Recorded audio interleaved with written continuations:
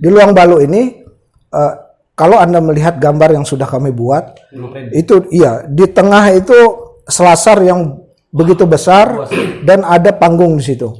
Nah, panggung ini nantinya yang saya hajatkan tiap hari itu diisi dengan kesenian-kesenian dari Kota Mataram. Peresean, runda. Semua. One and only Kadispar Mataram. Halo Bang Bewok, apa kabar? Imaji TV. Luar biasa. Sehat. Alhamdulillah sehat-sehat. Apa kabar Bang Bewok? Alhamdulillah sehat-sehat. Di tengah pandemi ini ya kita harus sehat ya. Insyaallah. Insyaallah. Tapi gini, Kata kuncinya kita emang harus sehat. iya, memang harus sehat. Dan yang bikin aku tuh berbeda sekarang vibes-nya itu nggak ngomong sama kawan yang satuan. Ini vibes-nya nggak beda. Iya. Waduh, berat kalau ini mah. Tapi welcome Bang Bewok. berbeda. Ya, Kadispar Kota Mataram yang sangat luar biasa. Luar biasa. Akhirnya kita dengan apa ya? Sempat menyempatkan waktunya ke sini. Wah, Ini bahasa apa kehormatan sekali. Tapi yang paling luar biasa, pariwisata sekarang kan lagi bener-bener down ya. Bener down, terus ada beberapa hambatan-hambatan juga. Ngaruh nggak sih sama ekonomi? Maksudnya ngaruh dalam ekonomi kan udah tahu jelas ya. Maksudnya yang lebih signifikan tuh kan pariwisata ya. Begini, sebenarnya di Kota Mataram ini kan titik beratnya itu di sektor jasa dan usaha-usaha industri dan segala macam. Bukan industri sih, jasa dan perdagangan sebenarnya. Ya, fokusnya di situ. Pariwisata ini mengikuti ketika sektor jasa dan perdagangan ini jalan gitu. Iya benar-benar. Berarti itu ngeflow aja sama yang lain ya untuk pariwisata. Tapi beberapa hal juga yang sekarang lagi benar-benar rame diperbincangkan kan soal apa itu ya? Soal drive-thru. Oh, drive-in cinema. Drive-in cinema. Iya. Drive-in. Jadi kita ngebayangin tuh gimana caranya nonton bioskop dari mobil tuh. Itu yang kagak siapa Yang Bang? belum tahu drive-thru cinema itu, jadi kita nonton bioskopnya tuh di mobil, di kendaraan. Gila. Jadi buat kalian nih, bener outdoor. Jadi buat kalian nih bakal dijawab sama Bang Bewok. Jadi konsepnya begini, kami dari Dinas Pariwisata bekerja sama dengan salah satu EO yang ada di Kota Mataram. Konsep dari drive-in cinema ini adalah seperti layar tancap zaman dulu lah. Cuman iya layar besar yang dipasang di tengah lapangan. Kemudian bedanya kita nonton dari dalam mobil, dari dalam kendaraan roda 4 karena Dari atap mobil gitu ya. sebenarnya kalau di luar sih belum boleh ya karena ini kan untuk mengatasi pandemi ini gitu, mengatasi penyebaran virus ini. Jadi ya di dalam box aja nontonnya Dalam gitu. mobil. Dalam mobil. Berarti kalau udah nonton dalam mobil nggak perlu pakai masker Ji. Iya. Iya, jadi seperti itu Maksudnya ini supaya social distancingnya itu jalan gitu. Program-program. Karena sekarang itu kan yang benar-benar terdampak juga di industri perfilman ya. Betul. Si seni intinya pada umumnya gitu. Jadi Bioskop sekarang udah tutup semua kan, banget belum boleh buka. Iya. Yang menginfluence ide ini dari mana? Dari teman-teman EO sih, dari teman-teman EO, kemudian mereka mencari untuk mengakomodir apa dari ide mereka, kemudian mereka mencari saya dan saya menindaklanjuti apa yang mereka inginkan. Tapi itu terkesan nyeleneh. Oh iya. Tapi itu terkesan nyeleneh. Banyak komentar-komentar di salah satu kolom laman berita mainstream nyeleneh banget. Takut ada yang bilang ini, wah ntar kalau dia mesum gimana tuh? Itu udah kita antisipasi. Saya sudah Sebenarnya banyak cara ya. Iya, saya sudah pikirkan itu. Jadi untuk antisipasinya ya ada memang 5 orang yang disiapkan untuk selalu mobile patroli gitu. Jadi ketika ada yang mencurigakan, ya itu harus di-cut gitu. Goyang-goyang. Ya seperti itulah. Dan lampu harus nyala dong. Lampu mobil enggak juga harus nyala. Karena kalau nyala filmnya enggak terlalu kelihatan gitu. Ya kali mau mesum di tempat rame gitu. Bagaimana Bang kalau seandainya kaca mobilnya ribennya 8,0? Kan kelihatan goyangnya kan. Kelihatan goyangnya. Berarti Ada CCTV. iya. Nah, Tanggapan nyela-nyela itu pernah diklarifikasi nggak sama pihak Kadispar dan Abang sendiri? Belum sih karena saya pikir begini, ini kan masih ide dan baru mau running ya. Baru mau running. Jadi saya pikir kita tampung aja dulu apa keluhan dari masyarakat kan, apa namanya, masyarakat juga mengkritisi pemerintah gitu. Saya pikir itu bagus karena kita bisa dari pemerintah juga bisa buka mindset kita gitu bahwa jadi nanti tumbuh hal-hal baru. iya, ini masalahnya seperti ini. Jadi sebelum running itu kita cariin solusinya dulu gitu. Betul. Jadi kayak gini, kita udah kasih ide, kemudian masyarakat menanggapi. Ada hal-hal yang mungkin kita terlewat, itu bisa datang dari masyarakat kan. Ya. Sebenarnya ini kan tentang tuntutan kebutuhan masyarakat ya, karena mereka merasa stres banget di rumah sehingga menuntut. Mungkin mereka juga ada yang setuju tentang drive-in cinema ini ya, iya kan. Otomatis ini akan membutuhkan tempat yang lebih luas lagi dong, Bang. Nggak mungkin kita di laman parkir si mall gitu kan. Kalau untuk mobil sekian jumlahnya gitu kan. Iya bisa. Maksudnya begini, itu kan tidak melulu harus satu kali tayang. Gitu. Jadi di satu hari itu bisa 3 kali tayang.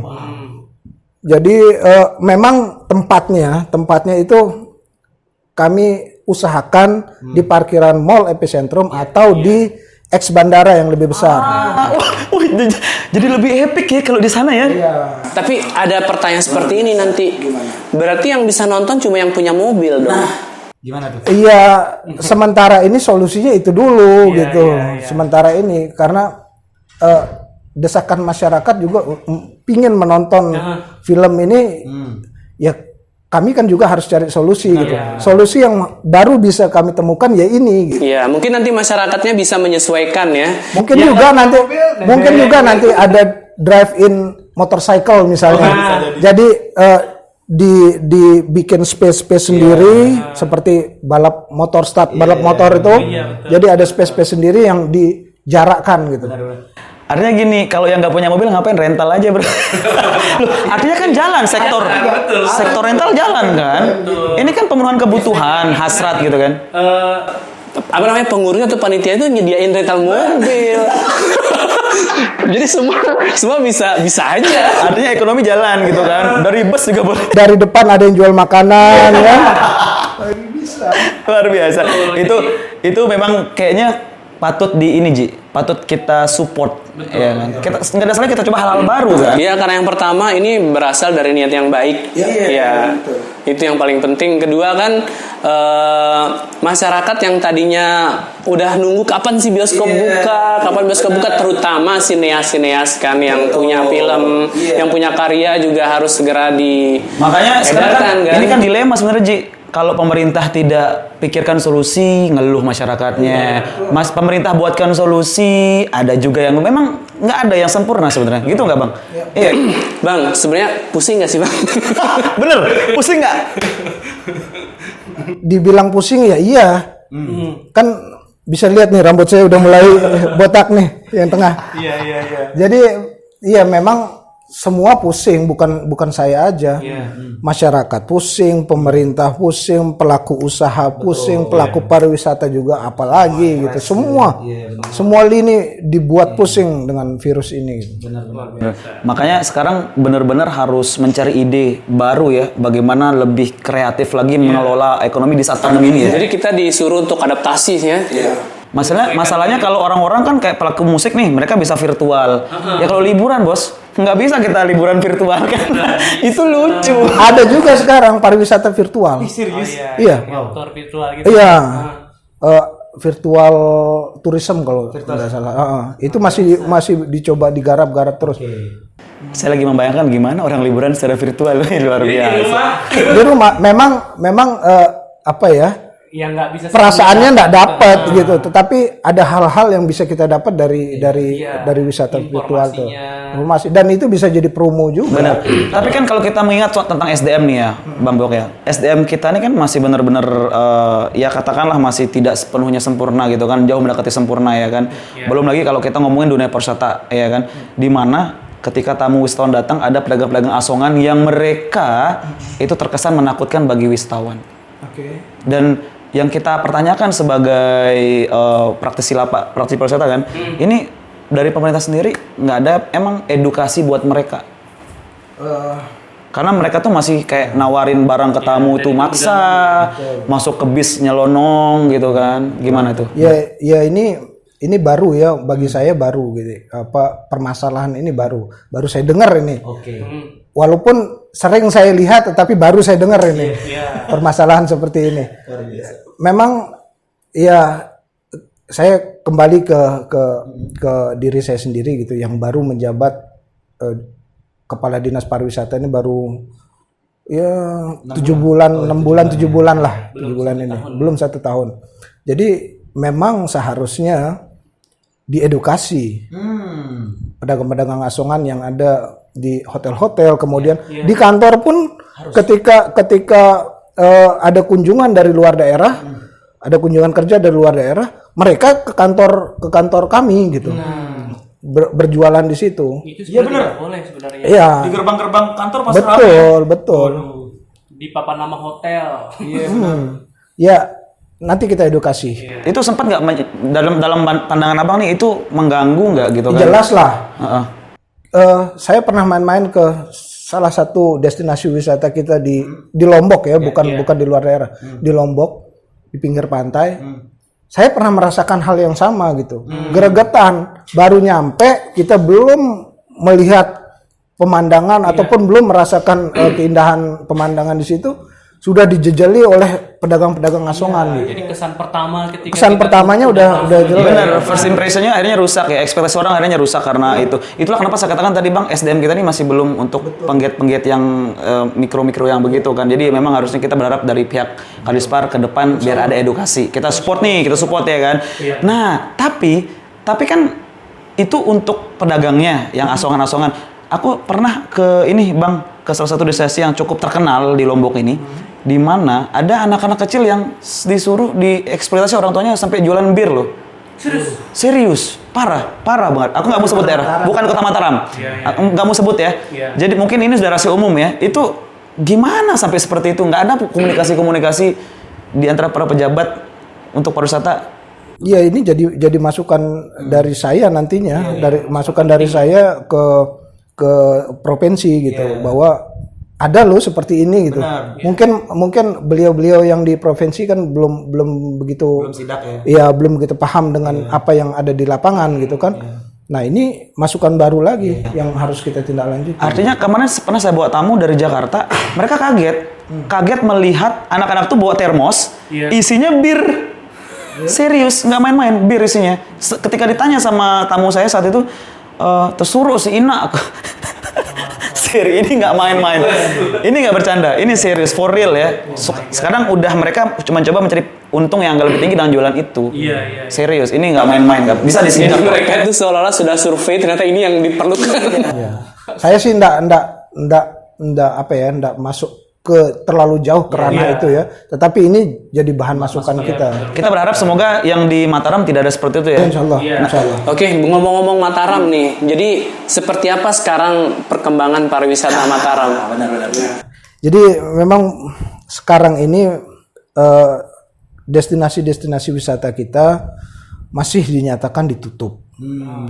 Tetapi penutupan ini juga digunakan oleh para pedagang, para PKL yang ada di dalam destinasi wisata itu untuk merekonstruksi lagi tempat-tempat jualan mereka. Kemudian contoh di Luang Balu gitu kan. Di Luang Balu itu sekarang sudah mulai membuat yang tadinya begitu saya dilantik menjadi Kadis Pariwisata, saya tinjau di lapangan, ternyata di dalam Luang Balu itu pedagang-pedagang membuat lapak-lapaknya menggunakan kayu, menggunakan bambu yang sudah usang, yang sudah lapuk. Jadi benar-benar kumuh kelihatannya. Jadi kayak tidak enak dipandang gitu ya. Tidak ada nilai jual di situ pada akhirnya. Dan sebulan kemudian baru saya menggagas pertemuan dengan mereka, membuat kesepakatan dengan mereka bahwa kalau mau tetap jualan di sini, mari kita sama-sama perbaiki gitu. Memang anggaran pemerintah belum ada untuk itu. Tetapi kalau mau berjualan di sini, kita sama-sama saling menguntungkan. Ya, ayo bikin yang lebih bagus gitu kan, yang lebih representatif. Iya. Berarti mediasinya udah dilakukan. Sudah dilakukan dan sekarang sudah aplikasi. Wah, luar biasa. Jadi sekarang kalau teman-teman ke sana itu sudah ada rombong-rombong yang mirip box kontainer lah. Tahu ya.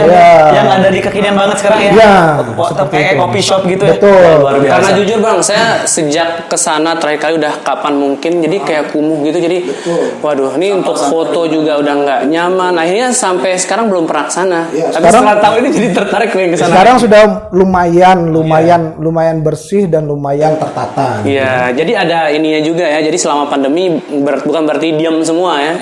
Berarti Kita tetap bergerak, cuman memperbaiki. cuman tidak dengan keramaian. Iya, jadi kayak kita perbaiki dulu nih dapur kita, panggung kita gitu kan. Momentum yang pas untuk merekonstruksi kembali ya. Dan, Mumpung lagi sepi. dan di tahun ini di bulan Oktober nantinya itu akan dibangun 25 los PKL di sana. Jadi banyak tuh yang di pinggir-pinggir jalan yang jualan ikan. Iya, ikan bakar benar. Iya betul. Nah itu akan saya masukkan ke dalam situ gitu. Jadi yang di luar udah nggak ada. Tapi begini, nah ini dia susahnya. Sudah dikasih solusi seperti itu kan. Ini solusi nih, kalian masuk ke dalam lapak. Los 25 lapak ya kan. Cuma mereka kan aja begini, ribet. Sekat dengan milih tamu belanja laut. Itu kan. Shit, ini Iya edukasi ya sekali lagi ya. Edukasi dan contoh seperti Luang Balok tadi gitu. Tidak mudah kita untuk membuat mereka mau. Nggak ngomong langsung mau ya. Iya, mereka mau menyumbangkan lah ya kalau menurut saya menyumbangkan sukarela uang mereka untuk membuat lapak-lapak sendiri gitu. Tapi alhamdulillah mereka dengan kita berkomunikasi dengan baik lah ya. Mau gitu. hebat berarti warga Luang Balok ya. Di seputaran tuh mereka mau urunan. Mereka swadaya. Katanya sih yang keren. Iya, saya sempat teriak-teriak juga di situ kan. Kalau udah musisi itu jadi pejabat, udah apa namanya punya cara tersendiri. bener. Nanti konser aja di sana. Satu lagi, insya Allah tahun ini saya sudah coba lobby untuk dibuatkan skatepark di situ. Wah, skatepark. Nah, ini nih anak-anak milenial berarti kan?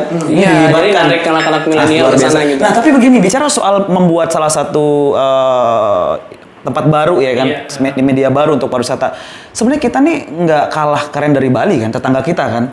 Contoh, di Lombok ini belum ada satu buah tempat pertunjukan yang notabene-nya wisatawan tuh datang situ untuk ngelihat gitu kan. Belum ada kan, duduk belum ada. Kayak teater terbuka gitu. Teater terbuka kayak misal contoh Uluwatu yang kecak dance. Kenapa tidak dibuat seperti itu, Bang? Tunggu aja. Ini kan bukan. Kalau Ampenan saya pikir terlalu sempit ya lokasinya gitu. Di Luang Balok ini kalau Anda melihat gambar yang sudah kami buat, itu di tengah itu selasar yang begitu besar dan ada panggung di situ. Nah, panggung ini nantinya yang saya hajatkan tiap hari itu diisi dengan kesenian-kesenian dari Kota Mataram. Presean, rudat, semua. luar biasa. Jadi semua pelaku seni itu punya wadah, punya Artinya tempat. kan begini, kalau kita mau berkaca kepada Bali ya kan, itu sunset poinnya kan di situ ya kan. Nah, kebetulan kan Luang Balok sunset point juga. Iya kan? Kebayang nggak sih kalau di situ mereka menyaksikan present setiap sore dengan bayar tiket masuk itu kan bisa menambah retribusi lagi buat kota. Keren nggak? Retribusi dapat, pelaku seninya juga Dan tersalurkan karyanya. banyak yang bisa kita kerjakan. Sekali lagi ini masih saya proses ya, masih proses.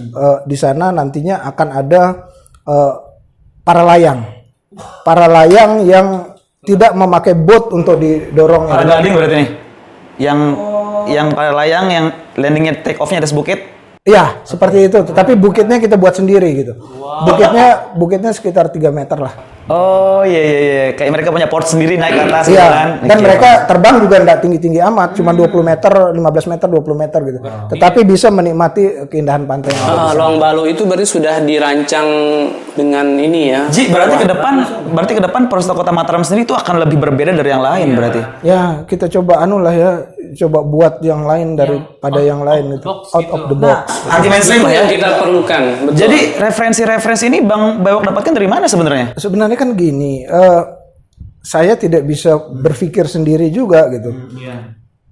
Ini keren. Ini dari sesungguhnya ini ide dari pelaku-pelaku yang ada di Kota Mataram gitu. Mereka mengungkapkan ide, saya cuma menindaklanjuti ide-ide mereka gitu. Nggak terlalu berat sih untuk menindaklanjutinya gitu. Bener-bener mungkin butuh difikirkan Ini beberapa sama maksudnya tim berarti gitu. harus terbuka ya, mendengar gitu. Iya.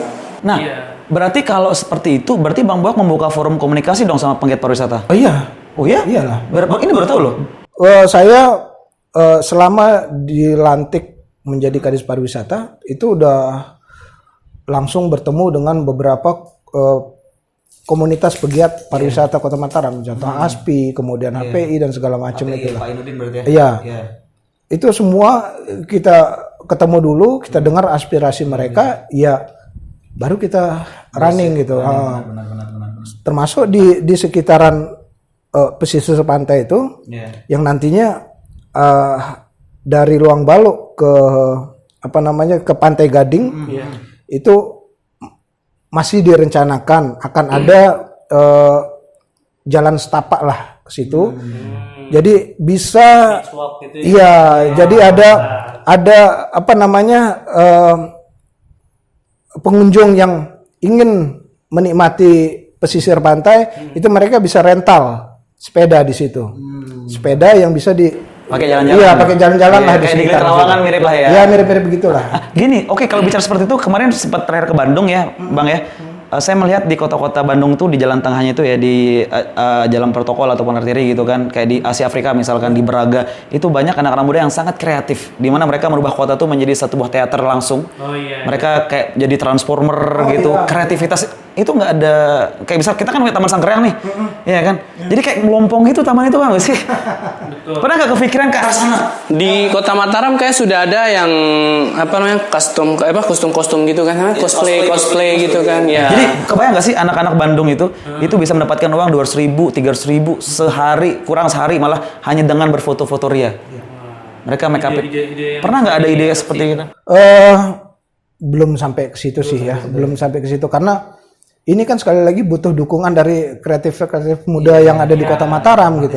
Iya, itu yang harus kita bangun Ya dulu. mungkin setelah ini teman-teman yang punya ide, maksudnya yang penggiat cosplay atau sebagainya itu udah bisa menawarkan punya ide lah gitu. Silakan speak Jadi up. itu sebenarnya bisa mengundang wisatawan juga, baik lokal maupun domestik kan. Wah, keren tuh. Saya membuka diri untuk ya silakan saja mau ke kantor atau mau di mana aja misalnya ketemu saya mengungkapkan ide-ide mereka yang sekiranya saya bisa akomodir, insya Allah.